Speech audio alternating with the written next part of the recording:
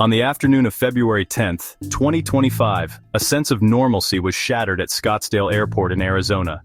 A Learjet 35A, approaching the runway for landing, collided with a parked Gulfstream G200. The impact sent shockwaves through the aviation community and left a trail of devastation in its wake. The incident, occurring against the backdrop of a usually bustling airport, served as a stark reminder of the inherent risks associated with air travel. The immediate aftermath of the crash saw a scramble for survivors. Tragically, one member of the Learjet's flight crew lost their life in the incident.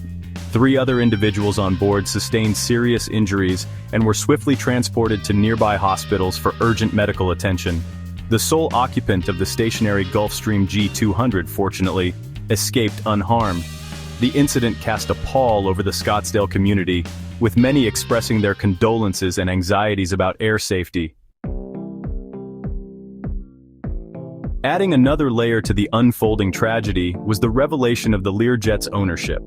The aircraft was owned by none other than Vince Neil, the frontman of the iconic rock band Motley Crue. News of the crash and its connection to the famed musician spread rapidly, becoming a focal point of media coverage. In a statement released shortly after the incident, Neil's attorney expressed deep sorrow for the loss of life and conveyed heartfelt gratitude to the first responders for their swift and courageous actions. Section 4, Flight Origins and Details of the Stationary Aircraft. The ill-fated Learjet 35A had originated from Austin, Texas, adding a layer of interstate concern to the investigation. This particular model, known for its reliability and performance, was on a routine flight when the unexpected incident occurred. The aircraft had been meticulously maintained and had a clean service record, making the crash all the more perplexing to aviation experts and investigators alike. The Gulfstream G200, on the other hand, was not scheduled for takeoff and remained parked on the tarmac at the time of the crash. This aircraft, a symbol of luxury and advanced engineering, was awaiting its next assignment. Its presence on the tarmac was routine, as it often served high-profile clients who demanded both comfort and efficiency in their travel. Operated by JetPros, a private charter service, the Gulfstream's pristine condition prior to the collision highlighted the sheer force of the impact. JetPros, known for their impeccable service and attention to detail, had ensured that the Gulfstream was in top-notch condition. The collision not only caused significant damage to the aircraft, but also raised questions about the safety protocols in place at the airport.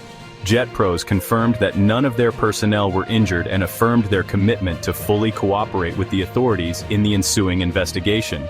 The company expressed their deepest sympathies to those affected by the incident and assured that they would provide all necessary support to uncover the cause of the crash. Their proactive stance and transparent communication have been appreciated by both the public and the aviation community.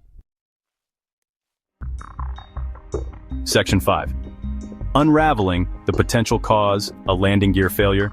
As investigators began piecing together the events leading to the crash, preliminary findings suggested a possible mechanical failure. Eyewitness accounts combined with early analyses of the wreckage hinted at a potential malfunction of the Learjet's left main landing gear. This failure, if confirmed, could explain the aircraft's inability to execute a safe landing, ultimately resulting in the devastating collision. Section 6. The NTSB steps in. A thorough investigation underway.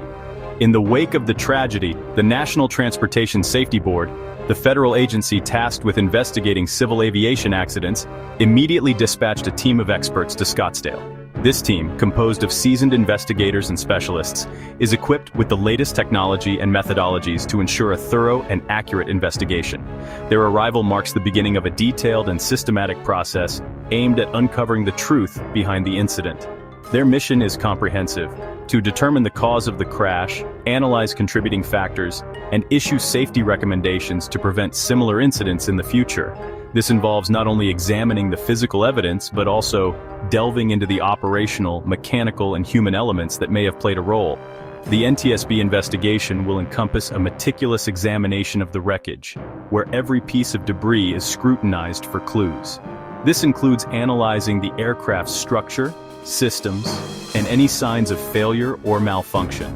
A review of air traffic control recordings, which can provide critical information about the flight's final moments and any communications between the pilots and controllers. An assessment of weather conditions, as adverse weather can often be a significant factor in aviation accidents. Meteorologists will analyze data to understand the weather patterns at the time of the crash, and interviews with witnesses and personnel involved in the flight. These interviews are crucial for gathering first-hand accounts and insights that might not be evident from physical evidence alone. The NTSB's goal is to piece together a comprehensive picture of the events leading up to the crash, ensuring that all possible factors are considered. Section 7 Scottsdale Airport briefly halted, now operational. Following the crash, Scottsdale Airport, a vital transportation hub for the region, temporarily suspended all flight operations as a precautionary measure. This sudden halt in operations was a significant disruption, affecting not only the airport staff but also the numerous passengers who rely on this airport for their travel needs. The decision to suspend flights was not taken lightly, as it had a ripple effect on the local economy and the daily lives of many individuals. This decision, while disruptive, allowed emergency responders to secure the crash site, assess the damage, and ensure the safety of airport personnel and travelers. Emergency teams worked tirelessly, conducting thorough investigations and making sure that every aspect of the crash site was meticulously examined. Their efforts were crucial in preventing any further incidents and in maintaining the overall safety of the airport environment. Late Monday evening, after a thorough safety assessment, the airport reopened its single runway, resuming limited operations. This partial reopening was a carefully considered step, aimed at gradually restoring normalcy while ensuring that all safety protocols were strictly followed.